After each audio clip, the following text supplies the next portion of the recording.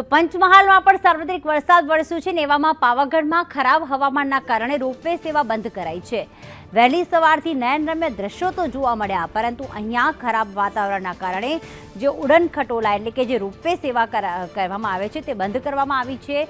ગાજવીજ સાથે વરસાદ, સામાન્ય લોકો જે છે હવે રોપવે સેવા જે છે તેમાં નહીં ફરી શકે, તેમને સીડી ચડીને પાવાગઢ દર્શન કરવા જવા પડશે। વાતાવરણ સામાન્ય થતાં રોપવે સેવા ફરી શરૂ કરવામાં આવશે। પાવાગઢ ખાતે વરસાદી માહોલ અને ધુમ્મસવાળા વાતાવરણને લઈને રોપવે સેવા બંધ કરવામાં આવી। તો પાવાગઢના દ્રશ્યો કે જ્યાં નયનરમ્ય દ્રશ્યો તો જોવા મળી રહ્યા છે, જાણે કુદરતી સૌંદર્ય ખીલી ઉઠ્યું હોય, પરંતુ ખરાબ વાતાવરણના કારણે રોપવે સેવા બંધ કરવામાં આવી।